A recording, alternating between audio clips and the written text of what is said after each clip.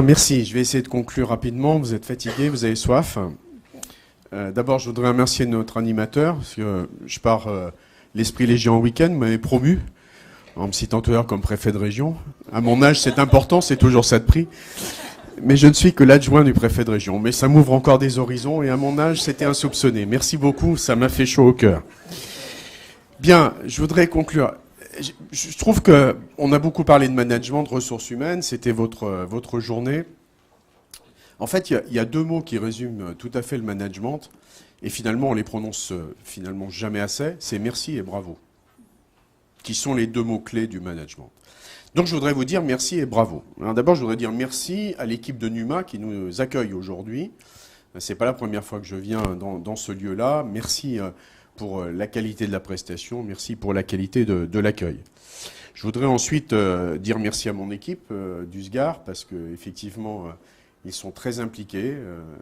Depuis le début, ils sont reconnus comme des interlocuteurs engagés et compétents. Et je voudrais dire que si cette journée s'est déroulée, au-delà des partenariats que nous avons su nouer, eh bien c'est grâce à eux et je veux évidemment leur restituer ce qui leur est dû.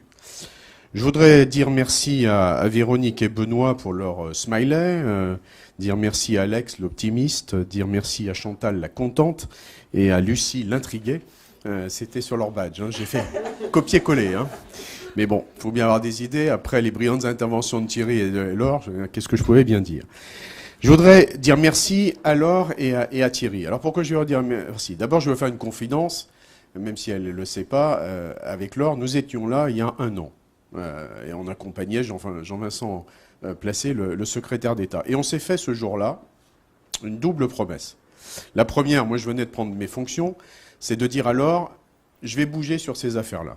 Ça fait partie de mon boulot d'adjoint du préfet de région. Bien sûr, il y a la mise en œuvre des politiques publiques, mais il y a aussi tout ce qui relève de la modernisation, de la mutualisation des services de l'État. Je vais me bouger là-dessus. Et là, on m'a dit, si vous bougez, moi je bouge et je soutiens. Et Laure a tenu parole, elle a soutenu. Laure, merci. Et puis je veux remercier Thierry aussi, parce que, bon, j'ai joué un peu le VRP à un certain moment, parce qu'il y a eu un dossier, on a monté, on a répondu à l'appel à projet. Puis, bon, là, je fais que je commence à connaître un peu l'administration. Et finalement, il faut aller de temps en temps aussi porter un peu la parole. D'abord, on le doit à l'équipe qui a soutenu le projet, parce que si on échoue, il faut quand même reconnaître le travail. Et puis, c'est le moindre chose que peut faire le patron, entre guillemets, c'est d'aller vendre le projet. Et donc, je suis allé voir un certain nombre d'interlocuteurs. Je suis retourné voir Laure, et alors, vous m'aviez promis. Et je connaissais pas Thierry, mais Thierry m'a reçu avec ses collaboratrices immédiatement et extrêmement bienveillant. Et lorsqu'est venu le temps du jury, ils ont bien voulu proposer au ministre de retenir notre projet. Donc merci à Laure et à Thierry. Ça va faire très Vincent François Paul et les autres, mais merci quand même. Je voudrais aussi remercier les financeurs, parce que si on est là, c'est quand même qu'il y a de l'argent. Donc évidemment le PIA. Et dans ces temps difficile sur le plan budgétaire, 240 000 euros de mobilisation sur un projet, c'est pas indifférent. Et puis merci, puisque Thierry, tu en as parlé, au Fonds d'innovation RH, parce que ça a aussi contribué à l'organisation de cette journée. Voilà, puis c'est un merci toujours ambigu aux financeurs, parce que c'est à la fois merci, puis on continue, hein, surtout. Donc ne nous lâchez pas. Voilà pour les merci. Alors, bravo, pourquoi bravo? D'abord parce que vous avez répondu à notre appel. Vous avez compris ce qu'on voulait essayer de faire avec vous. On a essayé de porter un projet ouvert, fédérateur, ouvert parce qu'interministériel, ouvert parce que alliant des agents de centrales et de services déconcentrés, ouvert parce que fonction publique d'État, mais également fonction publique territoriale.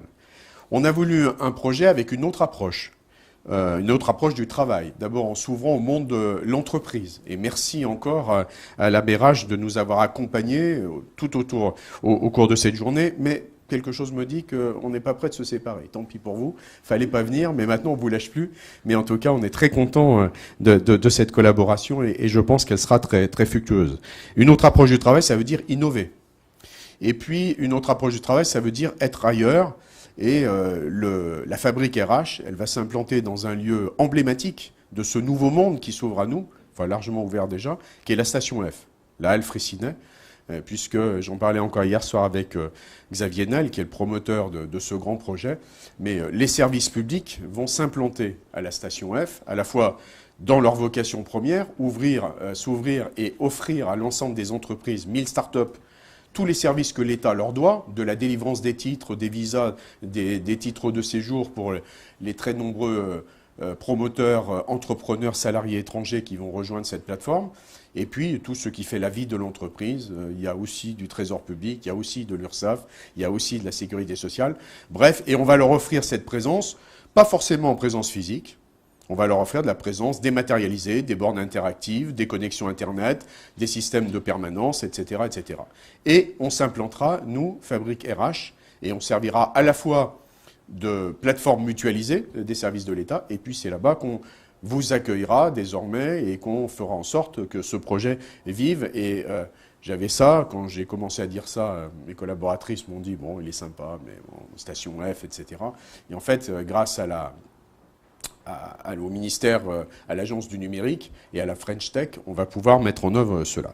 Donc ça, c'était l'autre approche. Et puis troisièmement, ce projet, l'idée était simple, c'était tout simplement d'essayer de réfléchir et de concevoir les choses avec celles et ceux qui vont le mettre en œuvre.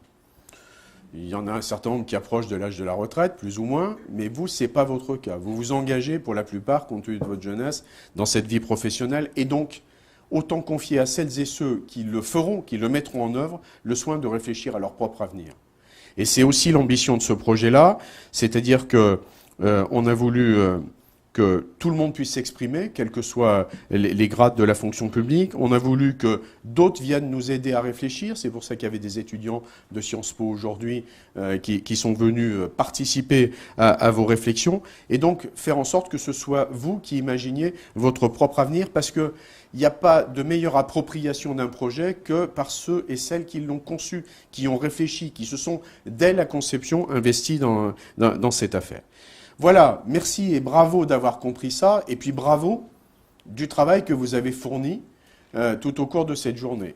Et l'engagement que je prends, mais au nom finalement de chacune et chacun d'entre vous ici réunis, c'est qu'on va mettre en œuvre tout ça. Et que vous avez fixé une échéance à 18 mois, mais ce que je propose, c'est qu'on va se réunir à peu près dans 9 mois pour faire un point d'étape, s'assurer que tout ça avance, savoir, comme disait Laure, qu'est-ce qui était peut-être illusoire et qui s'est trouvé maintenant à réaliser. Inversement, ce qui pouvait apparaître réaliste et puis qui semble trop ambitieux ou trop difficile, voire inatteignable, on verra. Mais en tout cas, savoir établir un bilan. Donc on fera un bilan à mi-parcours, tout simplement. Et puis on fera en sorte que tout ça embellisse, croisse et embellisse et atterrisse au bon sens du terme. Parce qu'il y a deux types de fusées. Il y a celles qu'on dissémine dans l'atmosphère et elles retombent là où elles retombent. Et puis il y a des fusées qu'on fait revenir à leur point de départ. Et c'est ce qu'il faudra que l'on fasse. Voilà ce que je vais vous dire très simplement. Moi, ce que je ressens au moment de conclure définitivement, c'est que tout simplement, je disais, il y a deux termes de management, c'est merci et bravo. Et puis finalement, il y a deux autres termes, c'est audace et confiance. Et merci par votre audace d'aujourd'hui de nous avoir donné encore plus confiance dans l'avenir.